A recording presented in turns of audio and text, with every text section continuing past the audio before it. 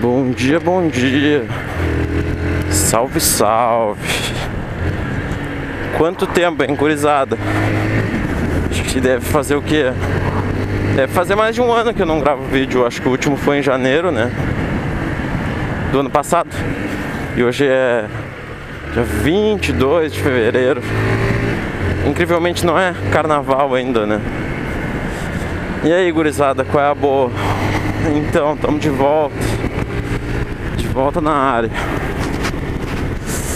Olha, parece que faz um século desde a última vez que eu gravei o último vídeo, porque realmente tô até me sentindo meio estranho falando aqui. CGzinha tá aí, firme e forte. Passou um pouco mais que 7 meses, 100% parada. Pegou de primeira no tranco, não precisei esvaziar o tanque, não precisei fazer... Ah, aqui, não precisei fazer nada. CGzinha tá show de bola. Tenho me divertido bastante com ela, apesar de que a gente tá acostumado com um padrãozinho um pouco mais alto, né, nas outras motos, mas é a vida. A CGzinha também tem o seu valor, ainda mais essa aqui, que eu dei uma revisada legal nela, troquei a relação. Tô meio atrasado, eu vou comprar um carrinho pra mim, eu tô olhando um carro, porque já... Esse ano passado, né, eu já completei 30 anos. Sabe que começa a mudar um pouco, né, as prioridades e... Eu tô bem afim de ter um carrinho na minha vida. Vai possibilitar muitas coisas, vai me ajudar, me facilitar a vida em muitos aspectos. E aí, dessa vez, não vai ter moto grande. A moto da vez vai ser uma CGzinha. Quem sabe aí pro futuro, mas isso lá pra 2020, ou se tudo der certo ali pro dezembro, quem sabe uma Lander, né? Por que não? Mas por enquanto, CGzinha, tamo aí firme e forte. Como é que tá o som? Deixa eu trazer o microfone mais perto da minha boca aqui, ver se melhora. Ó, agora tá mais perto. Faz um tempo, eu testei meu equipamento, a minha GoPro, eu levei ela pro Canadá, né? Então, e o Canadá, né? Tem muitas coisas pra falar sobre o Canadá. A GoPro, eu levei pro Canadá no intuito de fazer vídeos lá, mas a verdade é que eu caguei pra isso. Eu entrei na minha rotina de lá e curti pra caralho, assim, ó. Foi a melhor experiência da minha vida, com certeza, assim, disparado. Consegui fazer várias coisas que nunca tinha feito e foi top, assim, ó, foi top mesmo. Assim, ó, inestimável a experiência. Levei a GoPro, até carreguei um dia na mochila, mas não tive vontade de usar, porque sempre tava com outras pessoas e não tava afim de fazer muita firula, entendeu? Lá tinha muita gente, como eu tava estudando numa escola de estudantes internacionais, tinha muita gente de fora, gente interessante, gente diferente, japonês, coreano, gente da América Central, ali, Panamá, Colômbia, mexicanos, um pouquinho. E aí eu me misturei muito com essa gente e não quis filmar nem fazer nada disso, quis aproveitar a experiência, né? As duas perguntas que eu mais ouço assim que eu voltei, todo mundo que me vê pela primeira vez faz essa pergunta, Thiago, tu ficaria vai ficar de vez aqui no Brasil? Sim, irei ficar de vez aqui no Brasil. Voltei, tô começando um mestrado em engenharia da computação aqui na FURG, em Rio Grande. Então vai ser aqui a minha casa pelos próximos 1 ano e meio, aí 2 pelo menos, né? Tá um calor do caralho, esse é o meu terceiro verão seguido. Fui pra lá, temperaturas no Canadá. Fui pra lá, cheguei lá, tava menos 13. E aí, peguinha com a Shadow. E aí, Com o tempo veio a primavera, em cerca de menos de um mês, assim, já tava temperaturas positivas, até que realmente começou a ficar quente. E o verão de Toronto é um verão muito próximo do nosso aqui, sabe? É um verão de Porto Alegre, vamos dizer assim. E aí... bom, fechando parênteses, voltando à segunda pergunta, se eu não quis ficar lá, né? Se eu vim de vezes, se eu não quis ficar, porque eu achei que tu ia ficar pelas fotos. Olha, eu cheguei bem perto de ficar por lá, tá? Eu vi todo o esquema, eu contratei um advogado de imigração, a gente viu quais eram as minhas possibilidades, né? E lá onde eu fiquei, eu fiquei numa cidade chamada Toronto, é a maior cidade do Canadá, fica na província de Ontario. E lá o pool de imigração é pelo Express Entry. Talvez eu esteja falando uma bobagem, mas a grosso modo é um programa de seleção nacional de imigrantes, no qual tu entra, baseado no teu perfil, currículo, tua idade, a tua proficiência na língua inglesa e na língua francesa, tu tem a capacidade de ficar lá por uns anos. Tá. E então, o que acontece? Tu faz o teu perfil e tu vai ter uma certa pontuação, e essa pontuação é uma fila de espera, que todos os meses eles pegam, sei lá, os top 50 e eles ganham um PR, que é um título de o resident, o permanent resident, é o residente permanente, né? E aí tu pode viver, tu pode trabalhar, tu tem o visto para trabalho, então é a melhor opção, né?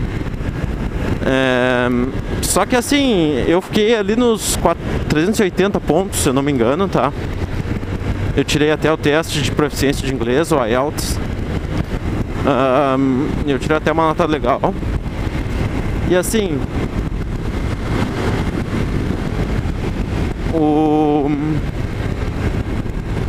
assim que eu entrei, assim que eu vi que a minha pontuação é 380, eu falei com a mulher. E aí ela me deu algumas opções, porque com essa pontuação eu estava perto de entrar, mas não com o suficiente. Então assim, as minhas opções seriam ter tido uma pós, que eu sou graduado, ou ter tido mais experiência de trabalho, a minha experiência de 2 anos e meio. Isso teria me dado mais pontos. Ou ter alguma job offering, né? Se eu tivesse alguma oferta de trabalho lá, ia ser top. E aí, nada, assim, ficou faltando alguma coisinha. Eu estudei a possibilidade de tirar um college lá. O que é o college? O college é um tecnólogo da vida, é um passo antes de uma graduação, entendeu? É uma graduação mais prática, digamos assim. Isso aí me daria tudo que eu precisaria para poder realmente migrar, para morar pelo tempo que eu quisesse no Canadá. E esse plano custaria cerca de uns 60, 70 mil reais, tá? Porém, né, às vezes é complicado. A gente tem coisas aqui que a gente tem que dar valor, e o Canadá é um excelente país. Mas eu tenho algumas coisas que eu não gosto de lá, e eu tenho alguns medos, não para agora, mas para o futuro do Canadá. O Canadá é um país muito politicamente correto, e eu quero ver até onde isso vai levar eles. Eu não estou disposto a apostar tudo isso para ir pro Canadá e daqui a pouco o país não tá legal, entendeu? Eu particularmente amei Toronto, de verdade, assim, Toronto foi... Puta que pariu, foi demais. Toronto foi... Assim, ó, muitos canadenses não conhecem a cidade do jeito que eu conheci. Modéstia à parte, assim, eu explorei aquela cidade inteira de uma forma que, assim, ó, foi muito legal. Foi muito legal mesmo. A cidade é gigante, assim, não é como São Paulo, mas é muito grande. E Eu fiquei 7 meses lá e o único carro que eu entrei foi o do dia do aeroporto que me levou pra casa que eu ia ficar, né? E vamos falar um pouco de como que foi as casas que eu fiquei lá. Quando eu cheguei lá em Toronto era madrugada, umas 6 da manhã, depois de um voo de 12 horas, direto de São Paulo. Um chinês me pegou lá. Vamos lembrar que, assim, eu, até então, meu inglês sempre foi fluente, passivo, vamos dizer assim. Eu sempre escutei muito bem, e eu li muito bem, mas eu nunca produzi muito a língua. Eu nunca falei e escrevi muito pouco. Então, assim, foram o desmame do português, né? Foi a primeira vez que eu saí, assim, e fui exposto ao inglês nativo dessa forma. E aí o chinês me pegou lá e ele trabalhava pra escola. A gente foi lá, ele foi meio mal educado, até eu me lembro. Até eu descobri que às vezes pessoas chinesas são assim, né? E aí ele me levou pra casa, eu cheguei lá na casa, tava um frio do caralho. Tava nevando um pouco. E eu não tava preparado, eu tava com uma jaquetinha de couro. Eu tava com uma roupinha de inverno meia estação, assim, gaúcho, sabe? E aí era 5 e pouco da manhã e eu bati na casa lá e ninguém abriu e o cara já tava ficando impaciente. Daí ele me sugeriu ir pra uma cafeteria que tinha perto ali. Tinha um Tim Hortons pertinho ali. O Tim Hortons é uma cafeteria, tipo, é a cafeteria mais canadense de todos. É tipo o McDonald's do Canadá, vamos dizer assim. E aí eu fiquei lá umas horas, até umas 8 e pouco eu bati na casa e me abrirem lá. Não foi nem 8 e pouco, foi antes. Foi bem antes. E ali começou, né? Ali eu conheci o Abdel, que era um francês. Na verdade ele era de origem árabe, eu não sei de que país que ele era, mas a família dele migrou para Paris. E aí ali naquela casa eu passei 3 meses, era uma casa de filipinos. Era o Mr. Ray, a Evangeline e o Eric. Aliás, o Mr. Ray, a Evangeline e a Teresa, que era a família, no caso, o marido, a mulher e a prima. E aí na casa tinha o francês, o Abi, tinha eu, tinha o Daniel, que era um colombiano, tinha a Julia, que era uma brasileira, e o Eric, que era brasileiro também lá de São Paulo. E eu morei lá 3 meses, assim, ó, foi muito legal a minha estadia lá. Apesar de eu não ter saído em bons termos com eles, porque... sei lá, foi... às vezes eu preciso do meu espaço e lá eu fui exposto a muita convivência, então eu reconheço que às vezes não devo ter sido mais legal. E também tinha uma coisa que me irritou muito entre nós, que foi o inglês. Porque a regra era só falar inglês e eu descobri que falar só inglês com brasileiros às vezes não... Sabe, a gente é brasileiro, vamos falar português.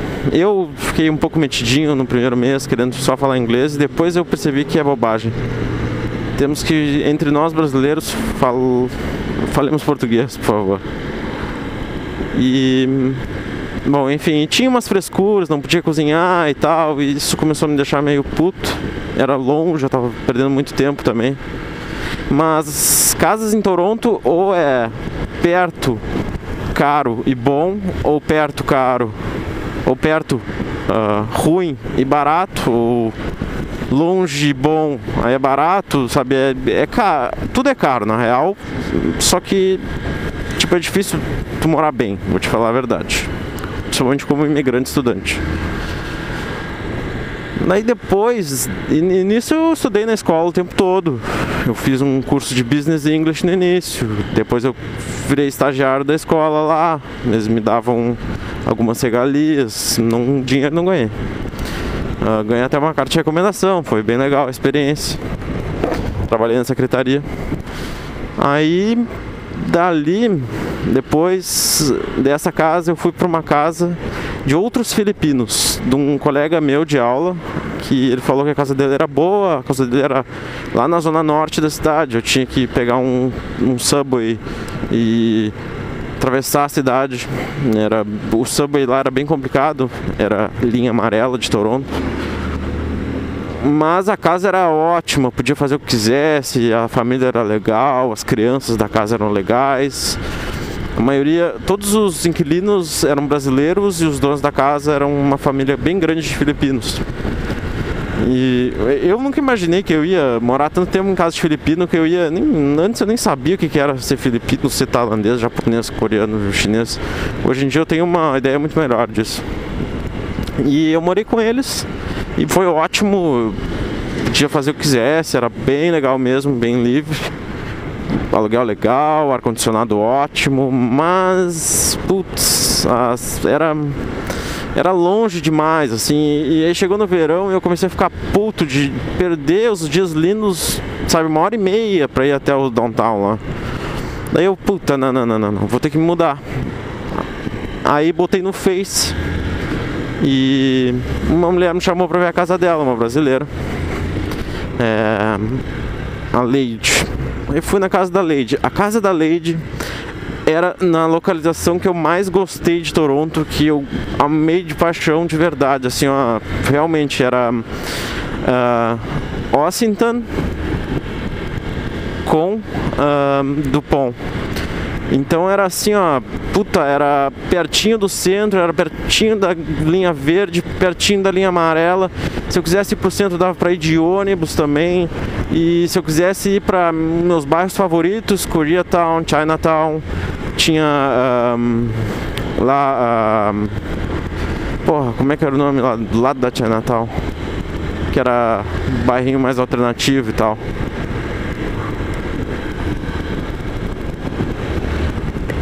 Enfim, falei tanto que me passei aqui, eu era pra ter entrado antes.